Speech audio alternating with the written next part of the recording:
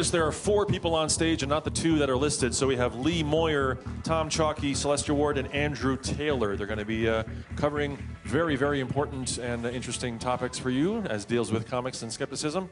Okay, very quickly, Lee Moyer's 4 answers to the questions. The skill he'd love to have is tact. It was very good. The thing he would save out of a fire in his house is his friend's painting. He said, pirates versus ninjas, no hesitation, pirates. Cake or pie, no hesitation, pie. Tom Chalky said the skill he would like to have would be perfect 24-hour recall, to remember what happened yesterday perfectly. That's what he would like to have. He would save out of a fire in his house an engraving, a James Gilray engraving from 1814. It's a political cartoon, a very early political cartoon. Sounds really cool. Also, no hesitation, pirates, no hesitation whatsoever. And apparently his wife makes incredible pies, so his wife's apple pie beats cake every time. Celestia, and he would save from the fire as well. Excellent. Celestia Ward, she wishes she could draw hands. That would be her skill, her talent. She would save her T-shirt collection, which I'm assuming would be in a big bundle, I guess. Pirates versus ninjas, pirates again. And cake versus pie, cake, preferably dulce de leche cake, which sounds, yeah, I know, exactly. Finally, Andrew Taylor wishes he had the talent and skill of organization.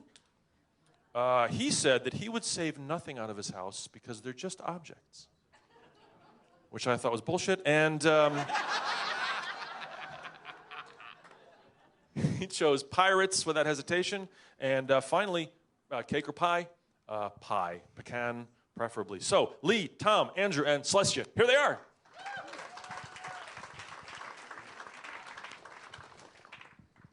Hi, everybody. Talking to Mike. Hi, everybody. Can you hear me? Is it working? Okay. My name is Celestia Ward, and I'm here to introduce my 4 panelists. We bring you cartoonists. I don't know if you guys saw the intro out there, but it says skeptics in comics. We are not stand-up comics. Trust me, you'll find that out.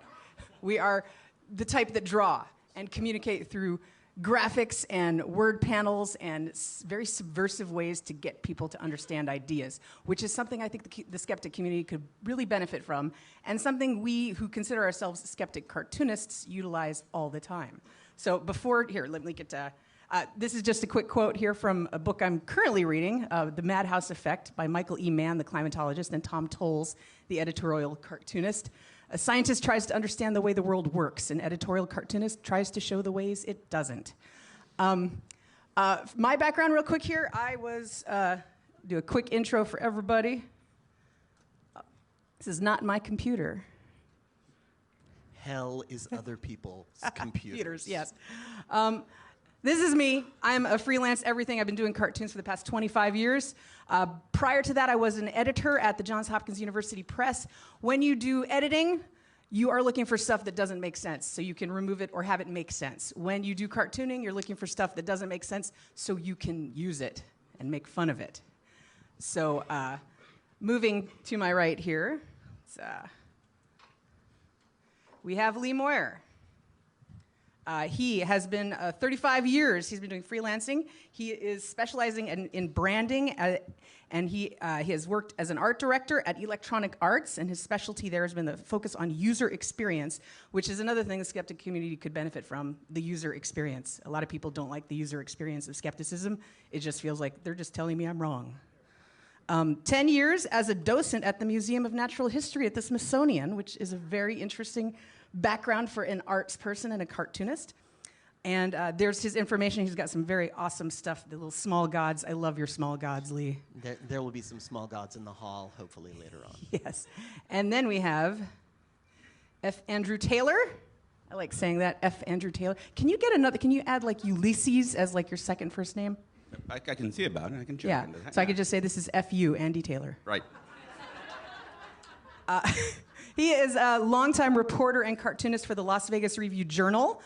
He is also one of the podcast co-hosts of Geek Shock. He is known as Fact Check Andy, which, perfect for Skepticon. Fact Check Andy. I was dubbed that ironically at first, but no. Yeah. Now I've accepted it. And his comics include Christmas Puss and Murder Can Be Fun, and he has also taught cartooning. And down the row here, keep remembering, okay, Tom Chalkley, longtime friend of mine. Tom Chalkley was my first cartooning professor 25 years ago at Johns Hopkins University. And he is still doing it. He is still teaching cartooning to science-minded undergraduates, slowly, painfully, one at a time. He is at the Johns Hopkins Center for Visual Arts. He has 35 years of being a contributing writer at the City Paper in Baltimore. He is a grassroots organizer and a professional activist. And he's been, in publications like The New Yorker and stuff like that. You've probably heard of that. And all of these folks love talking. So my job is going to be to wrangle them and make sure they're not talking for too long here. We're going to talk about comics journalism, which is a fairly recent thing that's developed, teaching people stuff through pictures. Actually, it goes back just a few millennia here. Sorry, I thought we'd have a table. And one of the things I think comics and communicating through cartoons can bring is it takes information vegetables and it makes it look like information dessert. And we need that. They say that the attention span is getting shorter and shorter, and I think we really need to fall back on some cartoons and also spring forward with some cartoons. And I'm just going to show you a couple of my favorites from the New Yorker here, recent ones here. I don't know if you guys have seen. I don't know how to get rid of that. There we go. Tag, you have measles.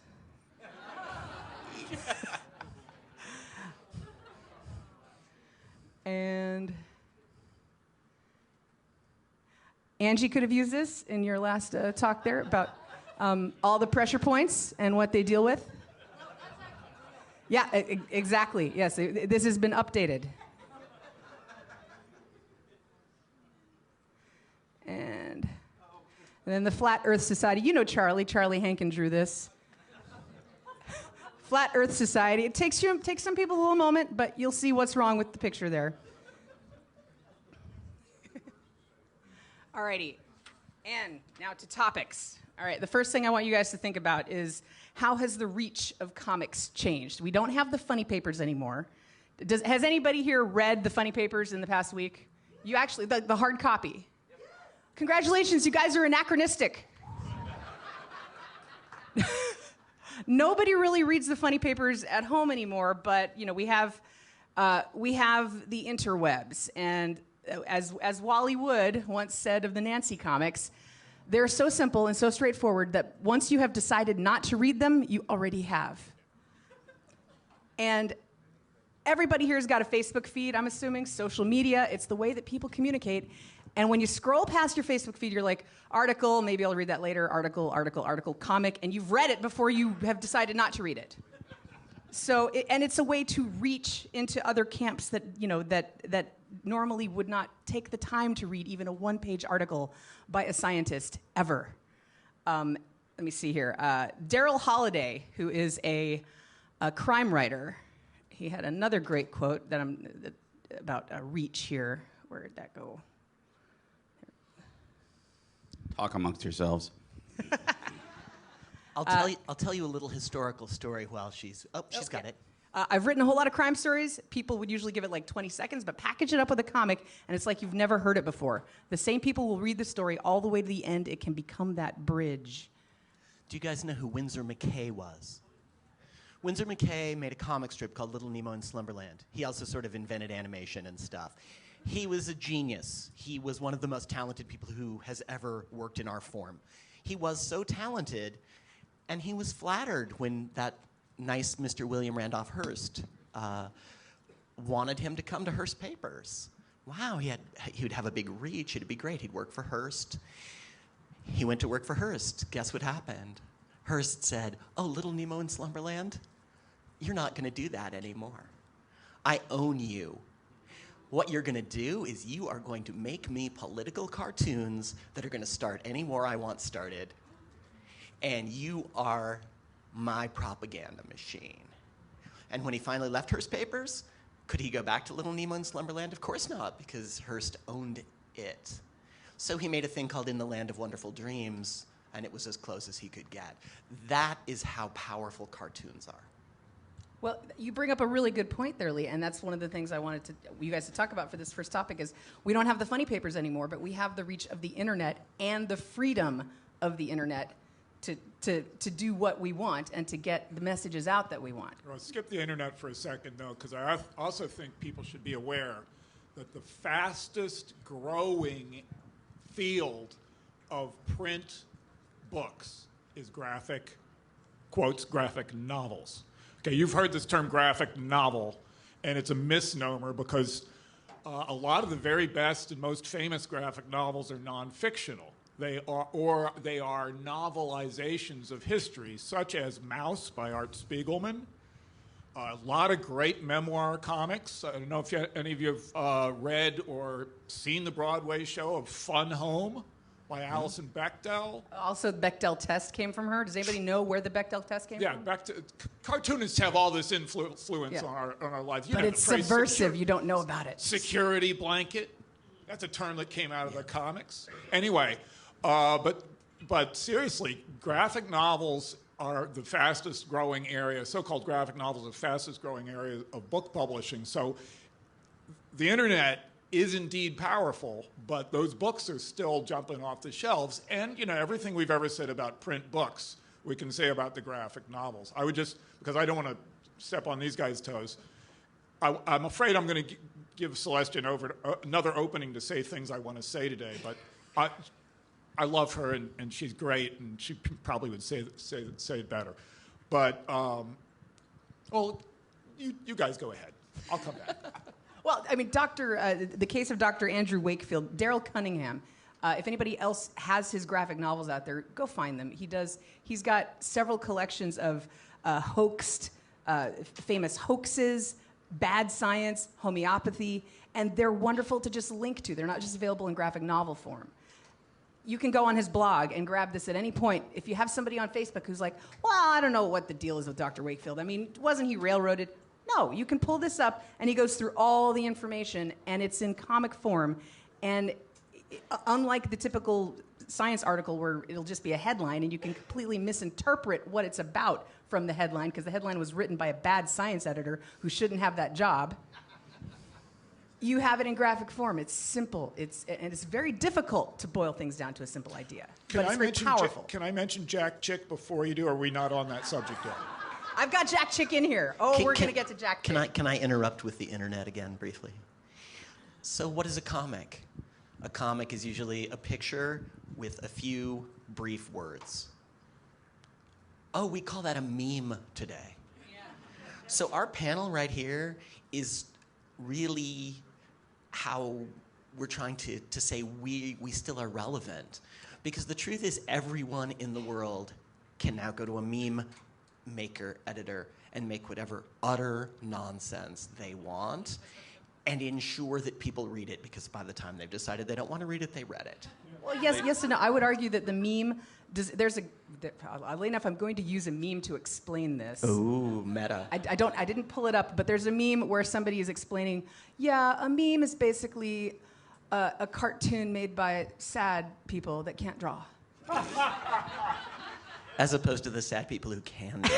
And I think by default, a cartoon, a well-drawn, a well-executed, a well-designed cartoon, subliminally or overtly tells the person this information has authority way more than a meme ever can.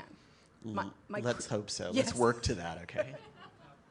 But yeah, so the reach of cartoons, do you guys feel like it is expanding, it is contracting, it is just turning into a hydra with 18 different heads?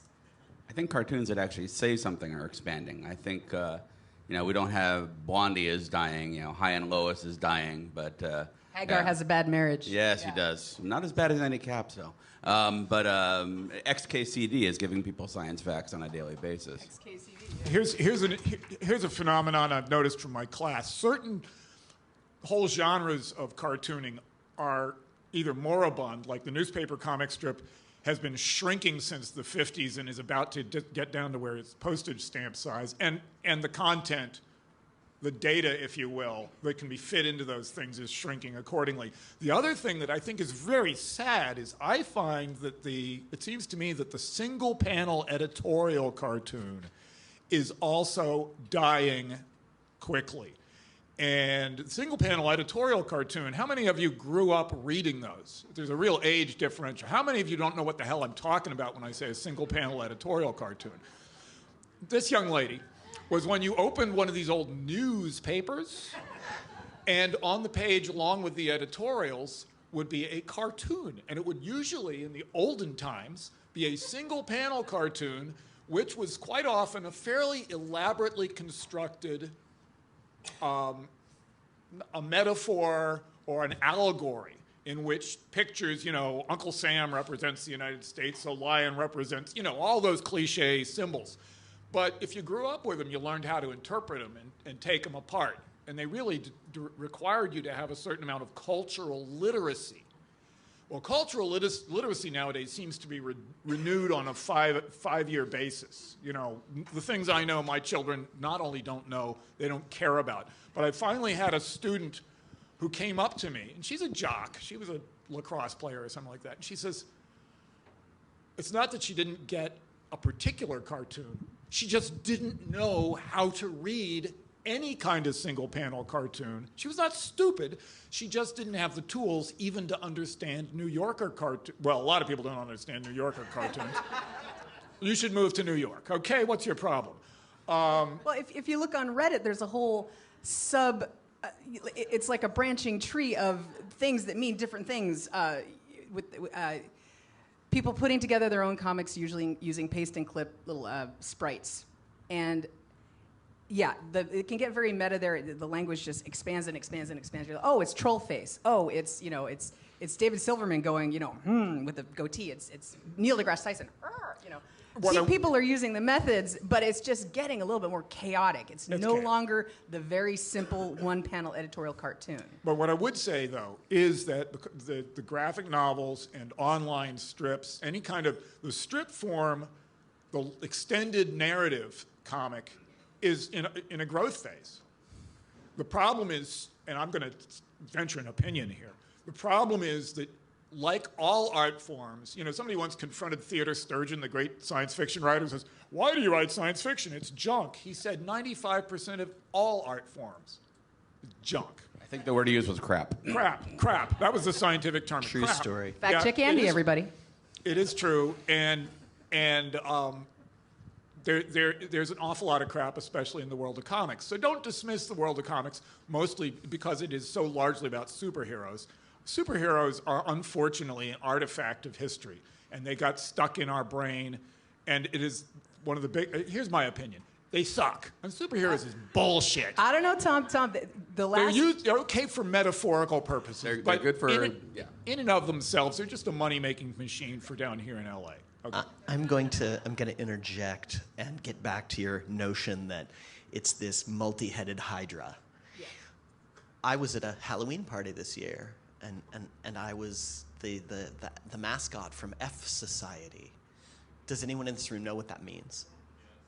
Okay, there's a show called Mr. Robot, whose actual subtitle a year ago was "Our Democracy Has Been Hacked." It's called Mr. Robot. A few of you in this room know what it is. Everyone in this room should know what it is. It's absolutely, completely relevant to everything we're talking about. And you guys don't know what it is, and that's because information has indeed become this multi-headed hydra. And the fact is, we don't know where all the heads are. We don't know what's going on. There used to be, for good or ill, you know, Mr. Hearst ran this giant syndicate, which is a word we also use for crime. And for good or ill, you knew where to look. Oh, maybe it was a big hydra head that was going to swallow you whole, but you knew where it was. Right now, we don't know where anything is. This mention of symbolism in comic strips, very apt, very proper. There was an entire movement of painters called the symbolists. And if you have a handy key for what flower means what virtue or vice, you can look through their paintings and they're a delight. But without that key, we look at the painting state and we're like, that is quaint and confusing. And that's where we are. We are losing, we have lost that common language, even if that common language came from, say, print fascists like Hearst. And now what do we have to replace it? So what we have, I feel, is a huge responsibility to forge that.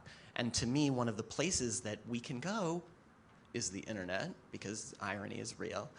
And I've befriended all of my favorite editorial cartoonists. You can do that. Yeah. Steve Brodner, unbelievable. P.S. Mueller, unbelievable. These guys are delighted to share the cartoons that don't get printed with you.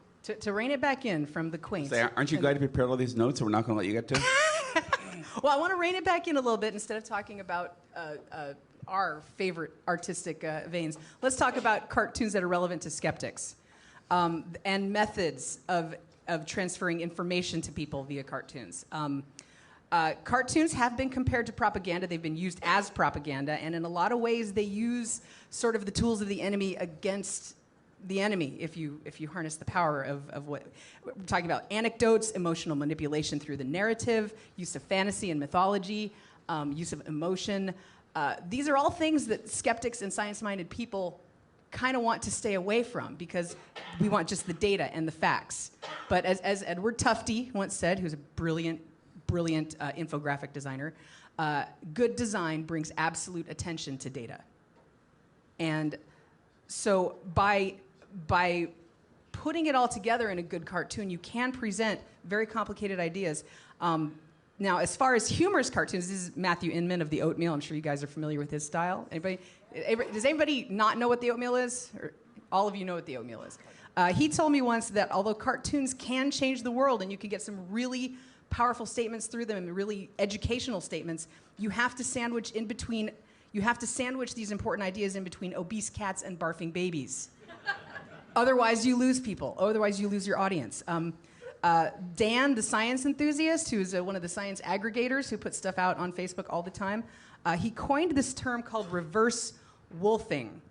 So in your analogy, the barfing baby is a dessert? Oh, yes. Yeah, barfing babies are informational dessert. Gotcha. And this term called reverse wolfing, you guys know who David Avocado Wolf is? Yeah, that's a quick one I did of him. His method of getting pseudoscience and crap out there is he sandwiches it in every 5 or 10 pictures of a sunset with a really inspirational quote. Oh, and then the next one will tell you how, chemtrails are killing you, or medicine is bad because it's Western, or chocolate is magic because it raises things an octave of light, or something like that. I understood the first part of the chocolate. I'm in the second part. Yeah. So when David Avocado Wolf does it, he's putting these tinctures of bullshit out there along with his happy stuff. And when the Credible Hulk does it, he's putting out real information in between, funny pictures of cats with math memes. What sort of ways? Now, this is sneaky. Doing this is a sneaky way of feeding people information. What can you guys tell me about how cartoons are sneaky and how you maybe have used that yourself, how you've seen it used successfully or not?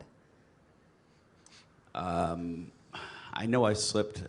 We had a new management take over the paper I was working at, and suddenly a lot of our articles became very clickbaity.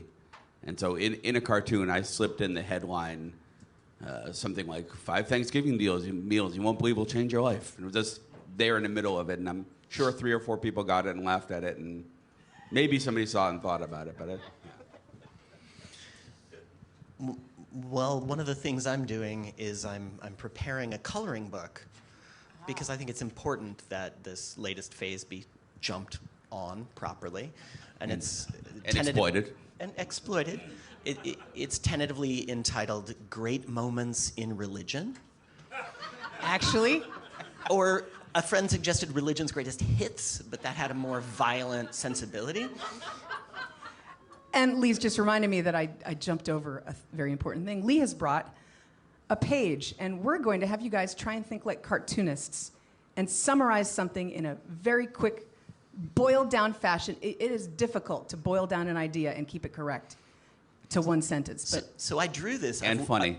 I've wanted to draw this cartoon for 20 years, and I keep telling this cartoon at parties, which isn't the same thing. So I drew it up, and I thought, I should do that New Yorker thing. They'll do a cartoon, and then they'll ask people for their captions, so let's have a caption contest. And Celeste has brought some prizes, and I've got some small gods, which I'll be showing in the hallway. Now, if you don't want to participate, just pass the stack down. Pass it down. And anybody who wins... Now, if you come up with a good caption, turn it into Lee. Lee's not hard to find. He stands out in a crowd. I'll be really easy to find. And the winning caption is going to get a classic comic strips quiz deck and a set of creature cards. And the small god of your choice from my table. Okay. And hopefully, we're going to have some very hard choices to make, and that's Are we going to post these captions? Are we going to post the caption somewhere? Yeah. We'll figure that out. Okay. But by 5 o'clock tonight, let's make the deadline 5 o'clock tonight. So look at it over lunch, and you can figure out whether... Now, if I was your art director, I would have had that ship a little bit bigger, because there's like a little Christian ship floating. Celeste worked as an editor for a long time. But see, this is where you push back against your editor, and you say, yes, but the whole point of the cartoon, from my point of view, is that the thing that's coming is really tiny and unimportant. Oh, you got to make them work for it, yeah. There you go. There are books on how cartoons work on the mind. Scott McCloud, Understanding Comics. Yep. Brilliant text on how people take in information differently when they're reading a comic or a cartoon. Stand-up comedians and magicians have talked about this and getting skeptical ideas across. The humor breaks down defenses. If you come at somebody, all of us were chit-chatting like right after that panel yesterday. Oh, battery's running low on the computer, somebody. Uh-oh. Does it have a cord? Yeah. Mike? Somebody pray for the computer. Yes. So just like a stand-up comedian or a magician can break down people's defenses, cartoons absolutely can do that, and they can do that in a private way. They can do that, the person isn't being bombarded by a quote-unquote frontal assault in the middle of a discussion or a debate or a church or a stand-up club. They're in the comfort of their own home in their pajamas reading something on the internet, and they can sit there and think about a cartoon for a while, and it can work its magic. Once you got them laughing, you got their attention. Yes, once you have them laughing. And then they start thinking, well, why am I laughing? I'm laughing because that's funny. Why is that funny? Well, because it's kind of true. And it goes against everything I've been taught. Are we still on sneaky? Yeah. One thing I'd like to go really quickly to, though, is to say that because we use the word comics is a misnomer, okay? They've never been all funny. And yes, a laugh is one way to get people to see absurdity and contradiction. That's what all satire is about, right? You exaggerate something that's real and thereby point it up. Personally, I'm confessing to this room that I, as a cartoonist and as somebody who's drawn a lot of satirical and ridiculing type cartoons, I'm despairing of the virtue and value, not despairing, but my faith in ridicule and satire has been severely impaired by the events of the last year. Yes. You all laugh, so you know what I'm talking about. We thought we were so powerful. Can we, this proves how powerful cartoonists are and satirists that Donald Trump was elected. We've managed to alter reality so that we live in a satire now. It's not worth it. It's not. No, but in the realm of just this, but humor is a way to get under the door, over the transom. And this is the point Celeste made, and I was afraid she was going to bring up Jack Chick before I did. Look, it's Jack Chick on the screen, everybody. Couldn't get Look at Jack that. Chick up on the screen. Is that she alluded to this earlier. You don't need to be funny. You just need to have engaging, well-edited pictures, because what drags people in is the instantaneous visual effect. Oh, Jack Chick was hilarious. Now We should probably see if people remember who Jack Chick is. We still haven't got Jack Chick up on the screen. We've got him we on do. the screen. He's up on the Is he there? It's his, There's Jack. Satan loves Halloween because it glamorizes the power of darkness, drawing little kids into his camp. And it's paying off. Witchcraft is exploding among teens today. The Lord hates Halloween and its evil origin. Satanic human sacrifices are a slap in God's face. This is not intentional humor. Jack Chick was completely serious, and he was very successful, and he produced thousands and thousands of Millions little and millions. actual copies, but hundreds of titles of these little index-sized comic books, index card-sized comic books. How many of you have ever seen one of these on a bus? Yeah. Usually they're on buses. You can find them on your favorite etc. urinals. Yes, and there's a documentary called God's Cartoonist that's all about him. You should Now, this is see a that. confession. It's kind of a confession I have to make. I'm a pretty well-established non-theist. My rational mind overrules my primitive superstitious mind, which is still there, but it overrules it. Jack Chick goes right to the primitive superstitious mind. The way he does it is by combining words which are accompanied by really compelling graphics. If somebody handed you a 6-page brochure, all type, talking to you about the book of Revelations and how it spells everything out for us in the future, how many of you would get past page 1? No. Like that. They draw some pretty demons with it. You draw demons. You draw people roasting in hell. Make a pentagram. You draw a very blank, every man or every woman kind of figure. And this is key. Every man, every woman are very important in cartoons. Because if you draw a blank, this is not a black guy, a white guy, it's just a guy. The more generic you can make it, the more the reader identifies with it. So you identify. 2 eyes in a line. Yep. But you identify with it, and you're sucked in. Scott McCloud in Understanding Comics talks a lot about what he calls the masking effect. How instead of particularizing a character, you look at Tintin comics, and all the people in the comics have these blank mask-like faces. The real backgrounds in the boats and the airplanes are all highly realistic. It's a way of sucking you in. But the thing is that comics are a powerful informational tool by the virtue of the fact that they get in under the radar. If they can get in under the atheist's radar and make a little tiny part of my brain, that little primitive part of my brain says, oh no, what if it's all true and I'm going to roast in a lake of fire? That little voice pops up, especially if you grew up in a Catholic church or any myth-heavy environment like that. If it works for Jack Chick, it surely should work for rationalists. That we can distribute our own, well, I'm going to call him Jack Chalk, because my name's, just Tom Chalk Comics. Tom Chalk Publications. I want a funder. But really, we could do such a lot of good by explaining. This is where I was saying to somebody yesterday that the skeptics and atheist labels are unfortunately negative in context. You're skeptical of something. You're against God. What are we for? We're in favor of reason and science and facts. And I think comics can do and have done a great job with this stuff in the past, but it's always been kind of bad art, a lot of it. There's a lot of bad art out there, You yeah. ever read Classics Illustrated comic books? None of you? They actually did a pretty good job of laying out the classics. I feel like I actually read H.G. Wells' War of the Worlds. No, I just read the comic book. But step for step, it was very faithful. But the art was kind of bad. Now, I'm not saying they need to be brilliant art, but they need to be readable art. Now, I'm going to segue into one of the things I wanted to ask you guys, the psychological pull and the teaching without informing people that you're teaching. Because, I agree. Jack Chick, I disagree with everything that Jack Chick tracks talk about or teach. I disagree. I don't believe any of it. But if you handed me a Jack Chick tract right now, I would keep it and I would read it later. Does anyone want a Absolutely Jack? Oh, he's got his own parodies of Jack Chicks right here. So there's this famous story about the man who discovers the pot of gold and the leprechaun and tying the ribbon around the tree, and the poor bastard wakes up and there's a ribbon around every tree and he can't find his pot of gold. That's the strategy that I'm using as early and often as I can, because we live in a marketplace of ideas, and if you've got a lot of gods, say small gods, to choose from, good on you. But years ago, someone thrust a bad trifold flyer into my hand and said, you need this.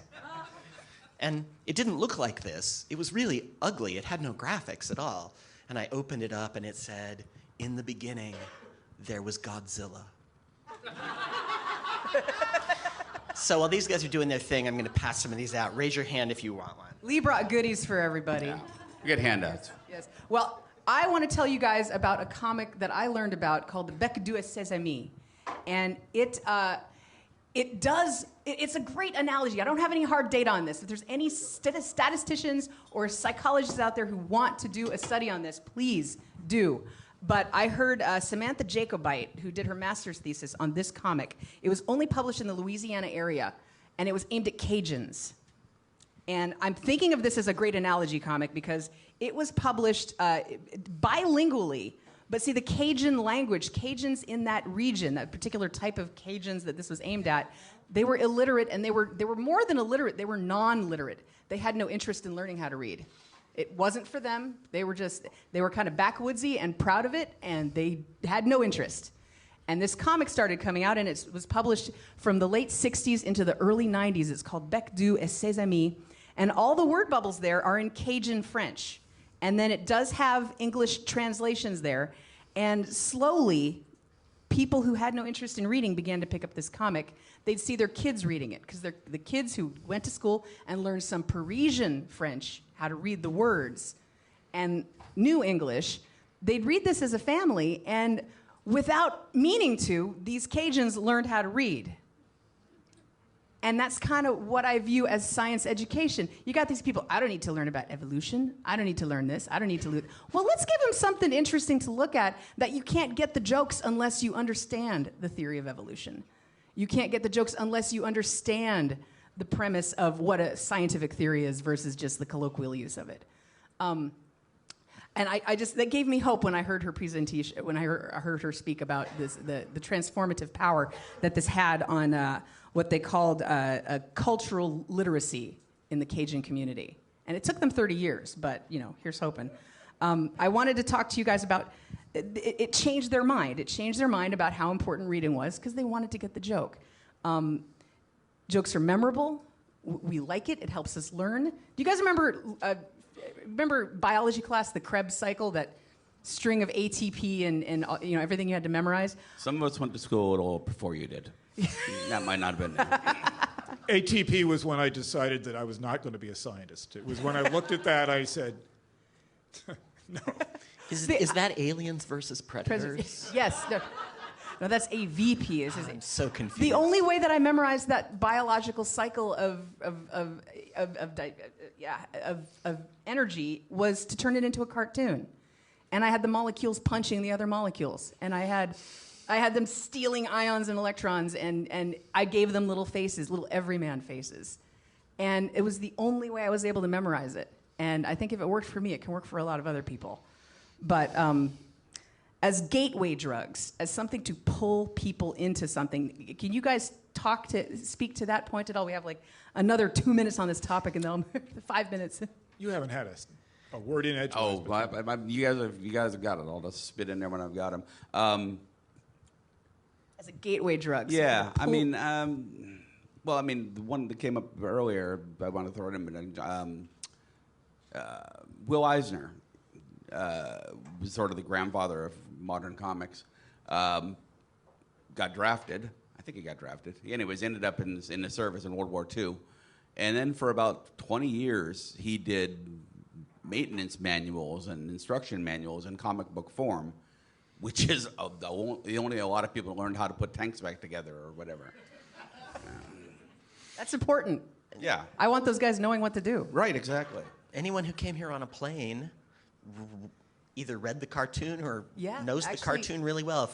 I sat in an exit row and I was fully prepared to do my duty. That's true. The really important information out there, like, here's how to put your crib together without killing your baby. And there's something it's in comic form. It's Actually, just not. In fact, I think the guide to safety on the airplane, I always have a slide of that in my first class because I say, is this comics? Because what I want people to see is that comics is, forget the word comic, picture stories. Just call them picture stories. But a comic doesn't have to be funny. A comic can be richly informative, or it could be an IKEA instruction. That's exactly where I was going. What is wrong with those people? They're ill picture it. Is their Yes, Yeah, I mean, they are. the visual vocabulary is different for different countries. There are some things. I mean, That is you go to true. Japan, there's a whole iconography of where the teardrops or the liquids are flying out of their face. It means something to them that I don't know. Plus, they read from right to left. Right. Well, the emanata is all different, but there's actually been some studies recently that where they've taken people from all different cultural backgrounds and different languages, and they've shown them some stories, and they've just had them pick, okay, what picture comes first, and what's second, what's third. The actual chronology of how the story goes, there is a universal understanding that people have, no matter what background you come from, for how to read how the picture, how the story unfolds in comic form. So there's something underlying even language and even cultural differences that comics can get at as an informational tool. When you publish Japanese comics in America, I mean, there's a dispute in the industry whether you flip the whole book. Yeah. Because the Japanese does read in a different direction. We're programmed not biologically, but maybe not. Maybe it is partly biologically. We're programmed culturally on how to read left to right, top to bottom on a page. And we are programmed by, there's a very complex visual language of comics that's evolved over time. So it's not, it's not something you just instinctively necessarily jump into, but the language people have grown up with. And it is telegraphic, and it is instant. I wanted to get back to your idea of tricking people or cheating people or anything. Subversive, yeah. I don't think it's tricking or cheating people at all. I think it's just using the tools you have. You don't have to deceive people or lead them astray, but you can tell them a joke. Yeah, I use the words ironically. Yeah, when you tell somebody a joke, you're technically tricking them a little bit. You're like, Yeah. You think I'm going to say this sentence at the end, but I'm really going to say, aren't you glad I'm not a banana? Right. It's that little trick that your mind enjoys, and you go down that path willingly when you listen to a joke or read a cartoon Yeah, I just or don't want watch a people magic to think trick. that we're advocating tricking people. We're trying to untrick people. Yes. Because they've been tricked. Yes, there you go. I want to move along to the last thing I wanted to talk about, which is interaction with readers and how that's changed over the years. I'm going to start with cow tools. Do you guys remember cow tools? Gary Larson, The Far Side. Yes. Oh, we need more Gary A lot of Larson. fans of cow tools. Good. Yes. Cow tools caused a scandal back in 1982 when it came out because people didn't understand what the hell that meant. And Gary Larson later, explained my first mistake with that cartoon was thinking it was funny. And people started writing him, calling him. There was an editorial in a cartoon titled "Cow Tools, What Does It Mean?" And Larson, I'm going to quote from his book, it says, "For the first time, cow tools awakened me to the fact that my profession was not just an isolated exercise in the corner of my apartment. Everyone, it seemed, wanted to know what in the world this cartoon meant." And that was 1982. Now, how easy is it to Twitter your favorite celebrity right now in 2017? We have a much, much more vast array of ways to communicate with cartoonists, and that's where you guys come in as skeptics, because everybody needs fact checkers. This is a comic done by Dan Ferraro, who does Bizarro. Yeah, and Dan is a skeptic. He's an atheist skeptic. In fact, I wanted to get him here, but he happened to be moving to Mexico when the panel happened. And that's why you got me. Now, why was he moving? Something about a wall? Yeah. But Dan put this out, and he was kind of on the fence. He didn't really understand much about genetic GMO technology. And shortly after that happened, his blog filled up with what he called a very spirited debate. And he became convinced of things that he was unaware of before. People talked to him, scientists talked to him, and they said, "Hey, whoa, you're demonizing this thing, and that cartoon's going to get used by all these people who are trying to sell organic health food and this and that." And it has an effect. Here's a later cartoon he did. Oh, I don't know how to make that. There we go. Homeopathic surgeon. Now that's not making fun of GMO stuff. That's making fun of the other side in a big way. And if you look at his cartoons, they are informed, and you can comment on his blog. We have many cartoonists, as Lee said earlier. You can befriend your favorite editorial cartoonists on Facebook now. You can have a say in what they do, and I urge everybody to. Christopher Columbus, anybody read the Christopher Columbus oatmeal? He would have a long diatribe about Christopher Columbus and how he wanted to rename it Bartolome Day or Indigenous Peoples Day. Well, people pointed out some factual problems that were there with his assessment of Bartolome, and he addressed them. He put footnotes on it, but it was a very powerful comic. And Explain XKCD is the last thing I wanted to show you guys. Are you familiar with, who here knows about XKCD? Oh, yeah. Written by a NASA engineer who became a full-time cartoonist. This is just okay, well, it's hard to see, but there is a wiki out there called Explain XKCD. This is the best form of cartoon and scientist outreach I can think of right now, which is a bunch of engineers, scientists, fans, science-minded people who will do you the favor of explaining the back jokes in every XKCD panel out there, in case you don't want to get it. And the pull to get the joke is powerful. I was reading Michael Mann's book, the Madhouse Effect, and I found myself getting a little bit bored by all the jet streams and there's a lot of climate speak, but I could see on the other side of the page, I could see there's a cartoon on the back of this, though. I better pay attention to this stuff because I won't get the cartoon. If I don't pay attention to the jets, that cartoon could be about jet stream interaction with the heat, and so it makes you pay attention. So let's talk about outreach and dealing with. You hear a lot about your cartoons, don't you? Yeah, a bit, yeah. I write for the hyper-local section of the Review Journal. So a lot of our readership is older, more conservative, and I've learned not to make fun of cowboys anymore. If they were real cowboys, they could take the joke.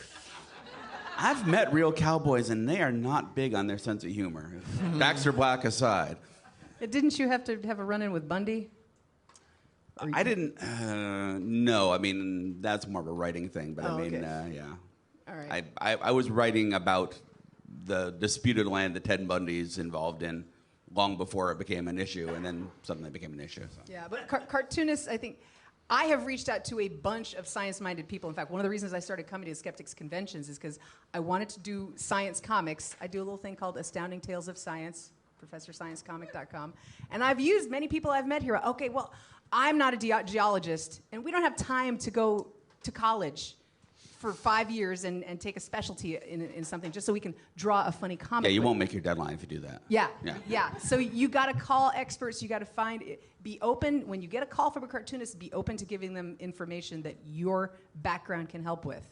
And likewise, if you see a cartoon come out that is completely full of pseudoscience or misconceptions, throw them an email. I mean, I appreciate knowing if there's something that I've gone wrong on that I can fix later. In the 1970s, Charles Dickens was updated by Armistead Maupin in Tales of the City. And in the old days, Dickens got paid by the word. And if you've read some of his books, you can tell. But Maupin was in a very interesting circumstance, which is his readers could be in touch with him. And one of them said, "Oh, your character, Anna Madrigal, her name is an anagram, and it really means a man and a girl." And he was like, "Of course it does. That's what I meant to do the whole time." So this notion that creative people are special, we have special gifts, bullshit. We're really good thefts. We're so good at the stealing. Steal like an artist. Yeah. Steal like an artist. Artist, what you can get away with. All of you are probably as capable or more capable than most of us. But even if you don't want to go there, if you have a funny idea that's going to forward critical thinking and science, for God's sake, let one of us know. Yes. Right? Yes. Margaret uses me all the time. Yeah. But yeah.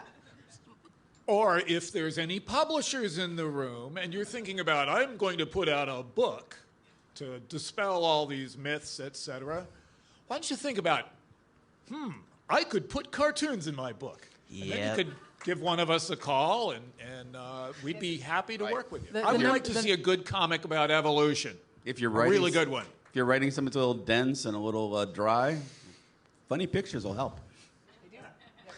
And Any pictures will help. Absolutely. Yeah. Are you guys ready to take some questions? Do we have like 5 We better. minutes We got left? about 5 minutes, yeah. Okay. I think we can Anyone. take some questions. We got time for a few. If you don't mind, I have one quick question. Where does it fall for you guys percentage-wise between good writing and good art? It absolutely depends on who you're talking about. In some cases, good writing, say the Oatmeal or XKCD. XKCD is the best example. Right. It's all good writing. It's terrible artwork, but it's yeah. enough. Comics are mainly a form of writing. Yep. They're a form of writing with pictures. And it- you can do it with stick figures. But if you're Dan Peraro, that guy can draw. Yeah. Holy moly, can he draw? Yeah. Dan, excellent draftsman. If you look at Tom Tomorrow, and sometimes it doesn't even require drawing, literally, Tom Tomorrow, it'll be a news story told in 4 paragraphs, and the only thing that makes it a comic is there's a little penguin with a word bubble in Right. each panel. And you're like, oh, I want to hear what this penguin has to say. If you want to go the other direction, Bill Watterson can tell a beautiful, touching story and nothing but pictures. Yes, Yeah. Well, Bill Watterson, most cartoonists can't draw as well as Bill Watterson. Most humans, most artists can't draw as well as That's Bill true. Watterson. Holy moly, could that guy draw? I can't remember who mentioned it, but it was about skepticism and atheism and saying that those words are are used in a negative connotation towards people. But now, and this is with memes and whatnot, now this idea that I'm a skeptic, I'm calling out bullshit on actual facts. Deniers. Huh? You mean denialism? Yeah, denialism. But they're calling themselves skeptics, and they're using a lot of what they're using is the memes and the cartoons to say, oh well, it's GMOs, they're horrible. They like the one picture with the GMOs, Larry Curly and GMO. Peraro's Yeah, but rare I mean, misstep. Yeah. and that's happening a lot, and that's being used a lot to deny facts now, and it's kind of become, I guess, a badge of honor. How do you feel about that being used? I hate it with a red passion. I was invited to a show in Boston where my significant other is 4,000 people. I'm here, and I'm here for the main reason that we need good branding. We need to be for something. Every single word that leaps to my mind. Yes, we're in the nonfiction community. We're atheists. What we are is a bunch of people who aren't. And the other side has co-opted the word truth. Right, and Truthers. and so here we are, and we need to get that sorted. The one thing that I keep coming to is science, because they are not for science. But how do you fight that though? With The trouble is every force seems arrayed against that, to my way of thinking. And is it fun? The great talk last night talked about we would like to jump to the place of fun. It's aliens. Ooh. The fun But explanation. never jump to fun. The trouble is if fun is our last resort, which it perforce is, then we lose. Yeah, If- that makes their side fun, and our side is the not fun Right. side. So it's a huge, huge challenge. And when words get co-opted, words like progressive or liberal or it's not just words, like they're literally using your art form against it. Well, yeah, Any tool can be used wrong. Yeah. I mean, cow tools can be used wrong. absolutely. I have a sad, very quick story that I did a cartoon, one of my many non-published New Yorker submissions, of a little 2 spiny reptiles and a third younger spiny reptile, a little bit more hairy. And he says, Mom, Dad, I have something to tell you. I'm a mammal. And I got an email from somebody who said, I'd like to use your cartoon on an educational website. I said, sure, no problem. It's been up there for 17 years on this creationist website. oh, And I have written to them annually and said, take this down. I do not give you permission to blah, blah, blah, blah, blah. And it's just one of these. It's up there in the ether, and it's never going away. The people in the other galaxies are reading it by now. Who knows? well, I was at Teotihuacan north of Mexico City in November, and it was 1,000 years old when the Aztecs found it. 1,000 years old. And they named it the Pyramid of the Sun, the Aztecs did. And they were wrong. It's the Pyramid of the Water God, Tlaloc. Well, Try to tell anyone that. It's the Pyramid of the frickin' Sun. You can't beat that PR, right? This is an old problem. Yeah, we got about a minute left, so we got. I wanted to speak to ambiguity real quick. Anything that is ambiguous can be used by both sides, and cartoons by nature, just to be funny, there's often a little bit of ambiguity there.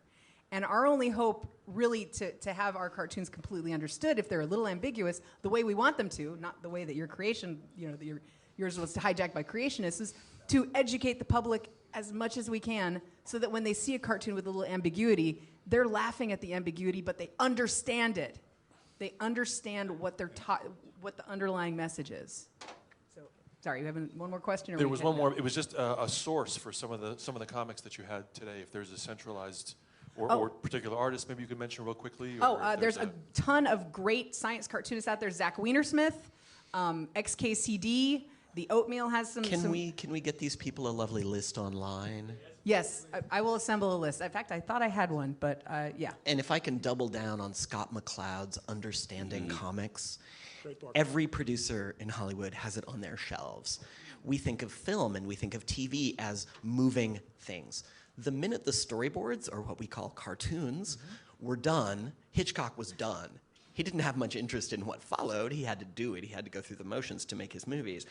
But it's the essence of the thing that can be distilled. The reason the movie The Matrix got made was because the storyboards were the most delightful comic. So understanding comics means understanding much else, and it's how to communicate. Storytelling. Storytelling, yeah. Storytelling. Lee, Tom, Andrew, and Celestia. There you are. Thank Very you. nicely done.